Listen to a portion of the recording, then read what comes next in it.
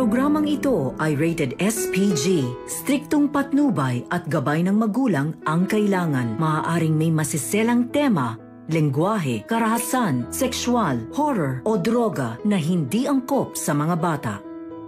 Nabuhay at nakaligtas si Irene sa tangkang pagpatay sa kanya ni Carlos. Ito na kaya ang magiging katapusan ni Carlos? Magandang araw at eto na nga tayo sa ating pinakaabangang tagpo sa Abot Kamay na Pangarap. Welcome to my channel. Please don't forget to like, comment, and click the bell button para lagi kayong updated sa aking mga videos. Samantala, sa parking ng hotel, nagtalo si Carlos at Harry dahil lang nabanggit ni Harry na magkikita sila ni Irene mamaya para sa photoshoot na gagawin nila. Ikinagalit ito ni Carlos dahil matagal niya nang inalis si Irene sa buhay niya at ayaw niyang nakikipagkita at nakikipag-usap si Harry kay Irene. Ipinagtaka naman ni Harry ang sinabi ni Carlos dahil sa pagkakaalam niya ay okay naman sila at mabait naman ito sa kanya.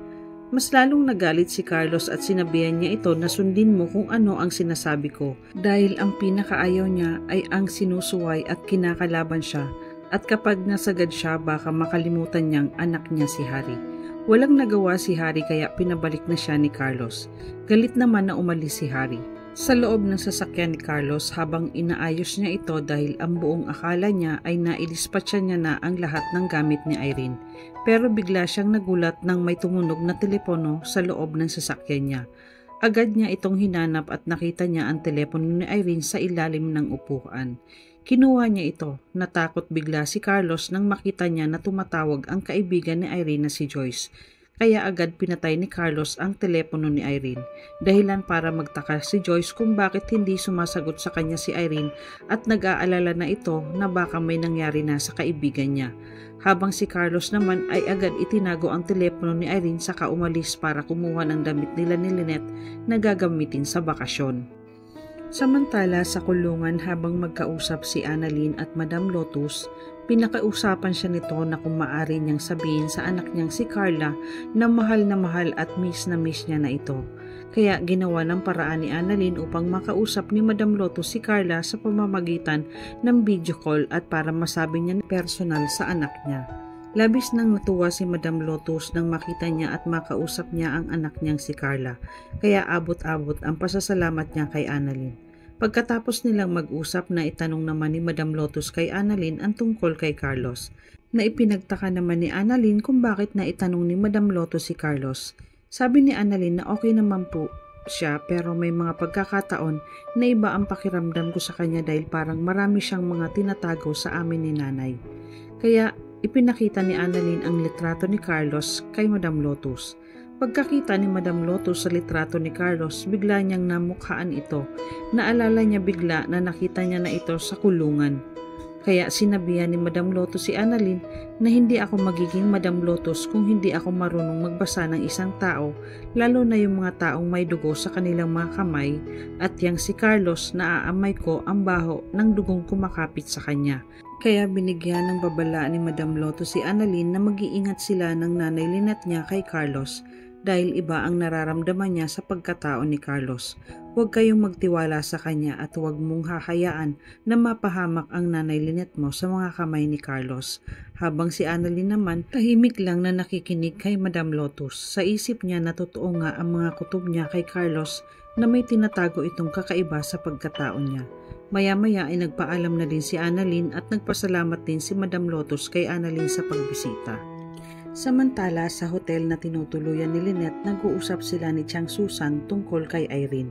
Dahil nabanggit ni Chang Susan kay Lynette na nakilala niya na ito at wala siyang tiwala kay Irene dahil masama ang vibes niya rito at mukhang hindi gagawa ng maganda dahil ang taong desperado wala nang sinasanto. Bigla naman nag-alala si Lynette kay Carlos kaya agad siyang pinayuhan ni Chang Susan na kung ako ikaw, susundan ko si Carlos. Hindi na nag-aksaya ng panahon si Lynette kaya agad niyang sinundan si Carlos sa bahay nila. Nang makarating si Lynette sa bahay nila, naabutan niya si Carlos na abala na nag-aayos ng mga gamit nilang dadalhin para sa bakasyon. Ikinagulat naman ni Carlos nang makita niya si Lynette. Sabi ni Carlos kung bakit pa siya sumunod. Sabi naman ni Lynette na nag-aalala lang kasi ako sa iyo kaya kita sinundan dito. Habang abala si Carlos, nagpaalam muna sa baba si Lynette para pumunta sa kusina. Maya-maya ay napansin ni Lynette kung bakit bukas ang pinto ng banyo sa baba. Kaya pumasok siya para tingnan nang bigla siyang may matisod na bagay, isang bote na pabango. Kinuha ito ni Lynette at nang makita niya ito, bigla niyang naalala na pabango ito ni Irene. Dahil nung minsan nagkabanggaan sila ni Irene, nakita niya itong nahulog. At hindi siya pwedeng magkamali. Biglang nakaramdam si Lynette ng kaba at galit. Sa isip niya na mukhang tama ang kutob nila ni Chang Susan na meron pang namamagitan kay Irene at Carlos. At bigla niyang naalala ang mga sugat ni Carlos sa leeg. Kaya nagpasya si Lynette na itago muna ang pabango kay Carlos dahil alam niya na hindi ito magsasabi sa kanya ng totoo. Kailangan niyang mahuli si Carlos at Irene. Maya-maya ay dumating na si Carlos na dala-dala ang mga gamit nila. Samantala sa ilog kung saan itinapon ni Carlos si Irene, dalawang lalaki ang nangangalakal ng basura. Habang kinakalkal nila ang basura, may napansin silang isang nakabalot sa carpet. Kaya agad nila itong nilapitan upang tingnan kung ano ang nasa loob dahil parang may kakaiba daw. Nang pagbukas ng carpet, laking gulat nila nang makita nila ang isang babae na si Irene, kaya napabalikwas ang dalawa sa takot. Sumigaw ang isang lalaki na tulong, may tao dito. Kaya agad lumapit ang dalawang lalaki na nakatayo sa itaas para sumaklolo sa kanila. Nang lapitan nila ang babaeng si Irene, nagulat sila nang biglang gumalaw ang kamay nito. Sabi ng lalaki na buhay pa ang babae, kailangan madala agad siya sa hospital. Kaya dali-daling nagpunta ang lalaki sa barangay para sabihin may natagpuan silang babae sa ilog at buhay pa siya at nangangailangan ng tulong. At agad tumawag ng ambulansya ang barangay. At nang makarating ang ambulansya, agad nilang binuhat at isinakay si Irene papunta sa pinakamalapit na hospital. At yun ang East Ridge Hospital. Naibalita na din na ang pagkakaligtas kay Irene sa TV dahilan para mapanood ng kaibigan niyang si Joyce, kaya agad itong umalis para puntahan si Irene.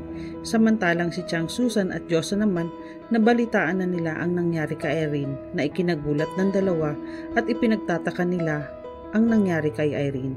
Kaya bigla silang kinabahan at naging palaisipan sa kanila kung sino ang gumawa nito kay Irene. Habang si Carlos at Lynette naman ay sinusulit ang pagbabakasyon. Walang kaalam-alam si Carlos na nabuhay si Irene sa ginawa nitong pagtangkang patahimikin si Irene. Eto na ba ang magiging katapusan ni Carlos? Ano ang gagawin ni Carlos kapag nalaman niyang buhay si Irene? Paano niya ipapaliwanag kay Lynette ang nakita niyang pabango sa loob ng banyo na pag-aari ni Irene? Yan ang ating pakaabangan dito lang sa Abot Kamay na Pangarap. Huwag bibitiw at huwag kalimutang mag-subscribe. Maraming salamat po and God bless.